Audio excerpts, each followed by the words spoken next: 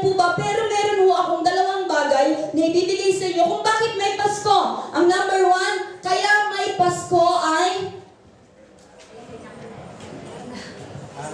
Ayan, asa na? Kaya may Pasko ay dahil hindi pa ho inilalabas. Bakit may Pasko? Iniisip pa ho nila sa likod kung bakit may Pasko. Kaya hindi pa ho, pero ginawa ko na ho yan. Nandyan, bakit may Pasko? Nandyan ho yan sa aking gabeta.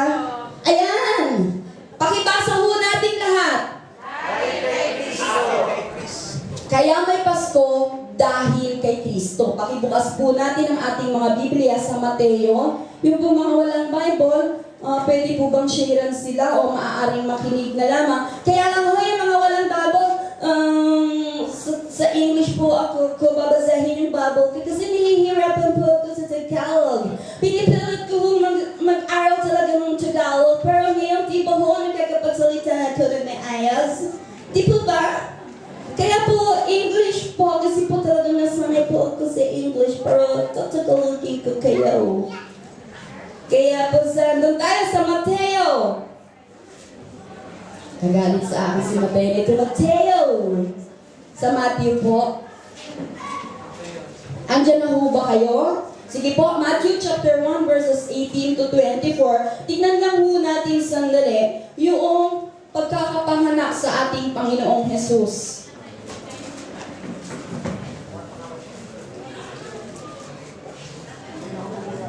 Ang sabi po sa Mateo chapter 1 verses 18, the birth of Jesus Christ. This is how the birth of Jesus Christ came about. His mother was pledged to be married to Joseph, but before they came together, she was found to be with child through the Holy Spirit. Because Joseph, her husband, was a righteous man and did not want to expose her to public disgrace, he had in mind to divorce her quietly. But after he had considered this, an angel of the Lord appeared to him in a dream and said, Joseph, son of David, do not be afraid to take Mary home as your wife, because what is conceived in her is from the Holy Spirit. Everybody say that with me, from the Holy Spirit. She will give birth to a son, and you are to give him the name Jesus, because he will save his people from their sins. All this took place to fulfill what the Lord has said through the prophet. The virgin will be with child and will give birth to a son, and they will call him Emmanuel, which means God with us. Everybody say that with me, God with us. God with us. So, sino hindi nakakaalam na kapanganakan ng ating Panginoong Jesus? I believe. Lahat tayo, alam po natin paano ipinanganak ang ating Panginoon. Siya po ay ipinaglihi ng isang dalaga. She was conceived by a virgin without any man, yung natural man, yung nasa flesh, na siya naging dahilan kung bakit siya nag-conceive. Kung hindi, ito po'y dahil nililiman siya ng banal na Espiritu Santo. Amen po ba? Naiintindihan natin. So si Kristo po ay ipinanganak. Kaya merong Pasko dahil kay Kristo. Kaya pag titingnan natin yung word na Christmas, yung Christ, pag tinanggal mo yon, ang matitira mas, hindi po ba?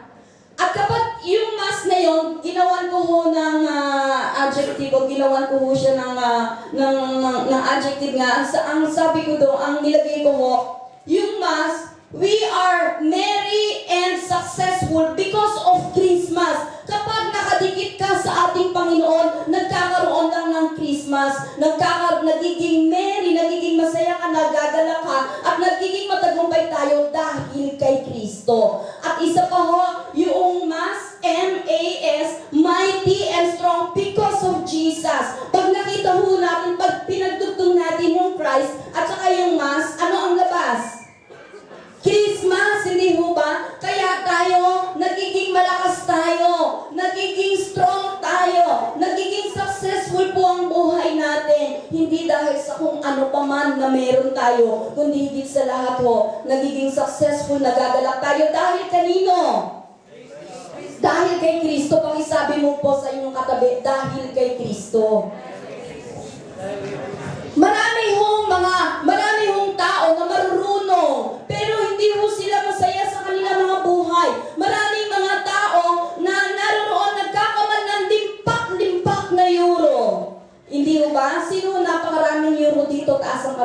kamay.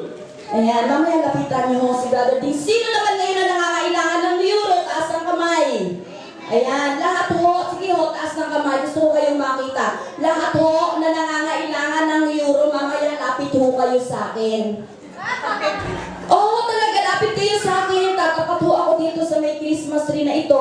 Isa-isa ko ho kayong ipapanalangin. Ipapag-pray ko na kayo ho ay bigyan ng Diyos ng maraming euro at bigyan ng maraming trabaho. Pero alam niyo ho, hindi pera sa buhay natin, lalo tayo mga nandito sa abroad, hindi ho ba?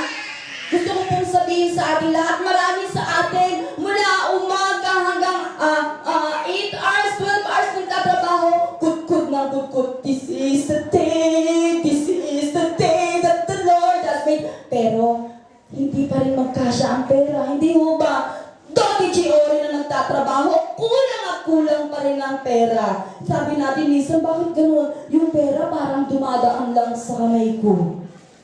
Na-experience nyo na ho ba yun? Bakit ganun lagi akong kulang? Nasa abroad ka na!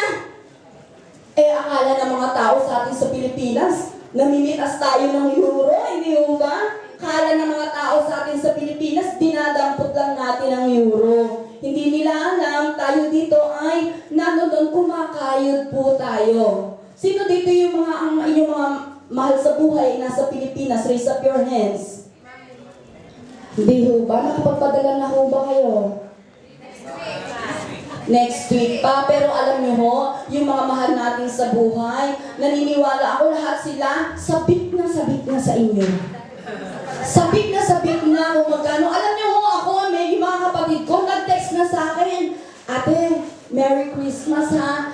Kailan may papadala yung pamasko mo sa amin? Kasi na alam mo nila na taon-taon, kapag Pasko, nagpapadala tayo ng medyo malaki-laki na konti. Ano ho, kung mga 500 pesos, pagka Pasko, mga 550, di ba? May bonus, may dagdag. Hindi ho, just kidding. Hindi ho ba? Pero alam nyo ho, isang bagay ho ang gusto kong sabihin sa ating lahat. Tayo ho, nagiging masaya lang, nagiging successful lang, nagiging strong lang tayo, nagiging matatag lang tayo sa kahit na anong problema dumadaan sa atin, nalalampasan natin dahil ho kay Kristo. Uulitin ko, maraming hong tao, maraming pera, pero ang lungkot nila. Maraming tao, maraming pera, 10 minutes na lang daw ako. Maraming tao ho, maraming pera, pero hindi makatulog ng maayos.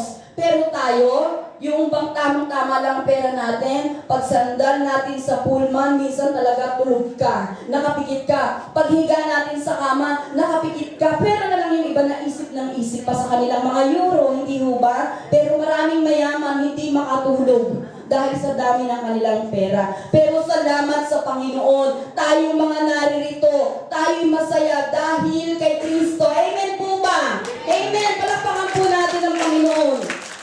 Pangalawang reason kung bakit may Pasko. Pangalawang reason at last na. Pangalawa ho. Pakisabi, pakibasa nga ho. Pakisabi sa iyong katabi. Ayan. Dahil sa'yo. Hindi mo ba? Oh, what a privilege. What a great opportunity. Oh, what a grace. Hindi mo ba? Na nang dahil sa atin may Pasko. Ibig sabihin kung wala pala tayo, walang Pasko. Kasi yung Diyos ng mga Diyos, kaya siya bumaba dito ng katawang tao para sa iyo at para sa akin. Ang sabi mo ng John 3:16, ganun na lang ang pag-ibig ng Diyos sa ating mga buhay. For God so loved the world that He gave His one and only begotten Son, that whosoever believe in Him shall not perish but have an everlasting life.